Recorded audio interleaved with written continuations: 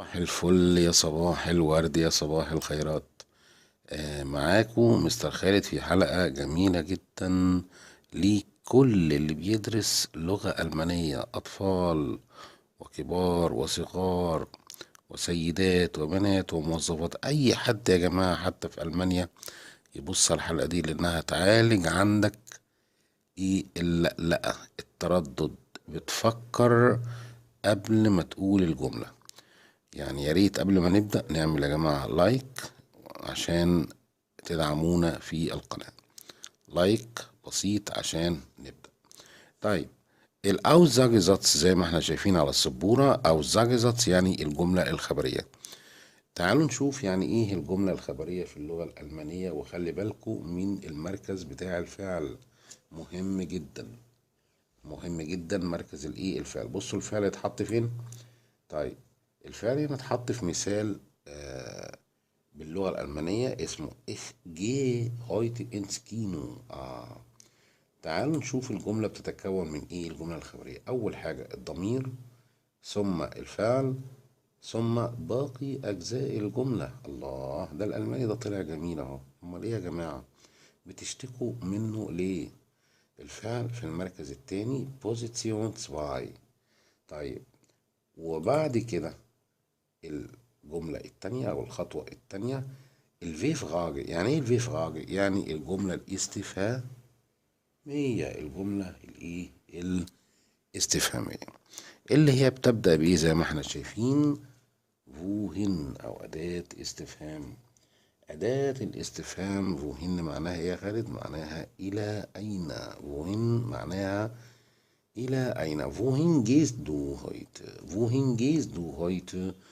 رايح فين النهاردة. طب الفعل فين برضه في الجملة الاستفهامية؟ في المركز التاني بوزيسيون 2. مشكلة الناس يا جماعة اللي بتعلم لغة ألمانية للأسف الشديد إن هما بيدخلوا على طول على القواعد من غير ما نعرف البيت أو المنزل أو الأساس أو الهيكل بتاع الايه مهندس اللغة الألمانية اللي بيعرف منه الفعل فين، الاستفهام فين في الجملة الاستفهامية، يعني ايه جملة خبرية وكده. طيب، بعد كده المودال فيرب من خطوة رقم 3.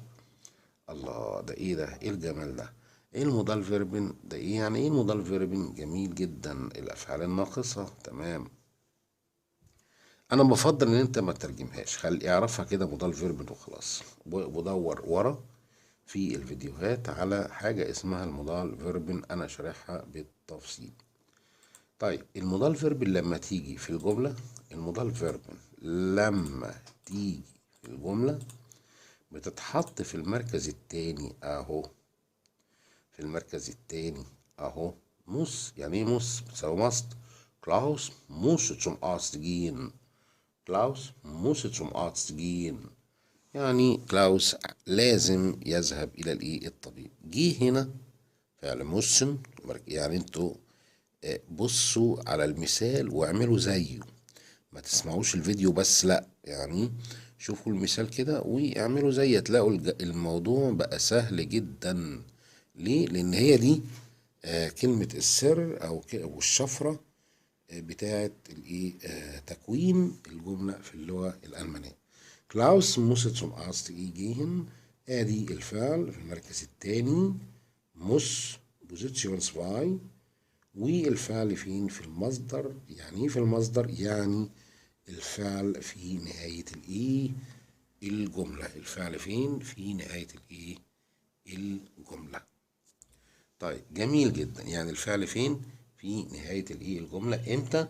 لما تجيب فعل ناقص. يا خالد ما انت قلت لي ما بقولش ناقص، لا قول مضارع فيرب. جميل، بيرفكت. الخطوة رقم 4 في رحلتنا النهاردة في تكوين اللغة الألمانية. عايز أعرف يعني إيه تغنباري فيربن. تغنباري فيربن يعني إيه؟ تغنباري فيربن الأفعال الناقصة. الأفعال الناقصة. تكوين أو شكل التغنباري فيربن في اللغة الألمانية بيبقى عامل إزاي؟ أنا بجيب عادي الضمير هنا ومثلا عندي فعل منفصل زي einladen einladen einladen. يعني ايه einladen؟ يعني يعزم او يدعو. انا اعزمك على حفلة، ادعوك على مثلا عشاء، ادعوك على العشاء، ادعوك على الحفلة، على الحفلة zu Party zu Party zu Party. Ich lade dich zu Party ein. انا بعزمك على الحفلة. طيب لاحظوا هنا ايه؟ ان الفعل الترين بينقسم لقسمين. يعني انت لو ما ذكرتش اين في الجملة هتندم. اندم يعني ايه اندم؟ هتندم.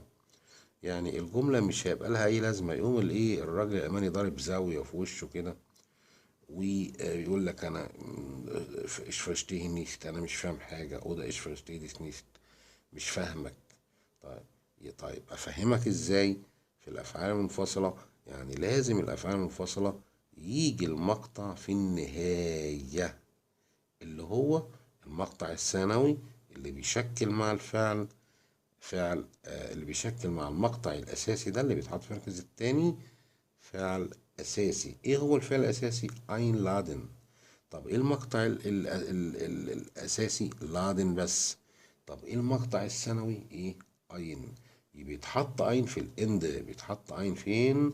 في الاند. يبقى شكل الافعال المنفصله اللي بيحصل المقطع الاساسي بيتحط في المركز الثاني بوزيشن 2، والمقطع الثانوي بيتحط فين؟ في نهايه الايه الجمله.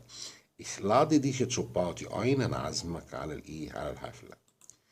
طيب لو جه فعل جيم، خلي بالكم الحتة دي مهمة جدا. يعني ايه؟ يعني انا ساعات بقول ايه؟ انا عايز أنا رايح اشتري، انا رايح اكل، انا رايح اتعلم، انا رايح اذاكر، انا رايح اتفرج على التلفاز. رايح، يذهب، اللي هو جيم، اللي هو ايه؟ جيهن. تمام. جيهن ده بيجي مع الفعل فين؟ في المصدر. يعني لو عايز اقول انا رايح اشتري شويه حاجات اقول heute gehe ich einkaufen. طيب لو عايز اقول انا رايح مثلا السباحه ich gehe schwimmen heute gehe ich schwimmen. لو عايز اروح اتفرج على التلفزيون heute gehe ich fernsehen. طيب انا رايح اعمل واجب heute gehe ich die Hausaufgabe machen. ويا ريت الفعل اللي بيجي مع جيهن ما يتحطش قبله اي حاجه تسوق. الناس المتقدمه عارفه يعني ايه تسوق، ودور عليها برضو ورا هتلاقيها فيديو رقم 122. يعني ايه خلاصة الموضوع ده؟ يعني فعل جيهن ده بيعامل معاملة الايه المودال فيرب. فيرب بلس فيرب، فيرب بلس فيرب. يعني ايه فيرب بلس فيرب؟ جيهن بيجي مع الفعل فين؟ في المصدر اهو فيرب، وفيرب فين؟ في الاخر ام اند. الفعل في الاخر بيتحط فين؟ في نهاية الايه الجملة برضو وفي المصدر. طيب النومة 6 بقى عمنا البرفكت جه اهو. البرفكت بقى خلي بالنا نجيب مثال عشان نشوف البرفكت ده بيتكون ازاي. اولا البرفكت معناه الماضي او احد صيغ الماضي. الله، ايه الفيديو الجميل ده! إيه اللي هيخليني افهم كمان الازمنة وافهم تكوين الجملة ووضع الفعل ايه بالظبط، عشان ما ترددش وما قلقش لما اجي ارتب جملة صحيحة.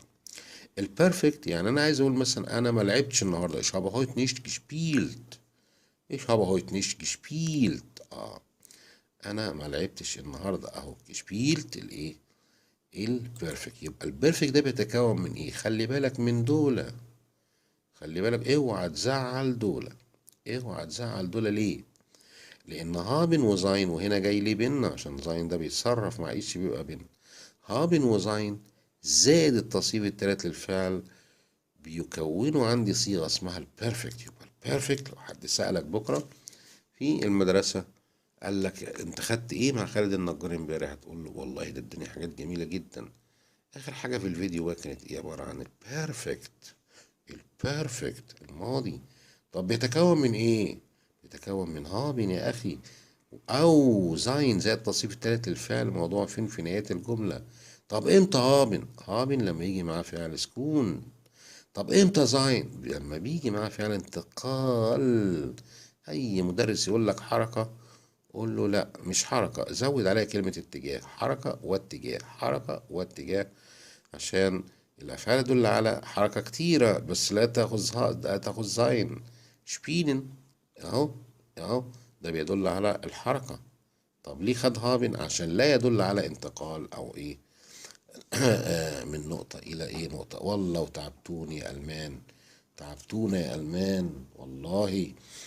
Ich bin mit dem Taxi ins Kino gefahren. أنا النهاردة رحت بالتاكسي إلى الإيه، إلى السينما. بص بقى، خدنا فيرب زين هنا صرفناه مع ايه ده الحلاوة دي، ايه البقلاوة دي، ونحط الفعل فين في نهاية الجملة، وفي البيرفكت. بيرفكت، تمام، جميل جدا. يبقى هابي ناظرين يحتلوا المركز التاني، والبيرفكت بيتحط فين في نهاية الايه، الجملة. طيب، المطلوب منك انت ايه بقى بعد الفيديو ده؟ يعني تفضل تعيد الفيديو ده عشان هتفرق معاك جدا في اللغة. تعيده كتير وتعمل عليه بايشبيلة. يعني ايه بايشبيلة؟ امثلة، ويدعيلي دعوة حلوة في تعليق. هو ده المطلوب. كان معاك خالد النجار. بيست سوم نيكستن مال تشوس.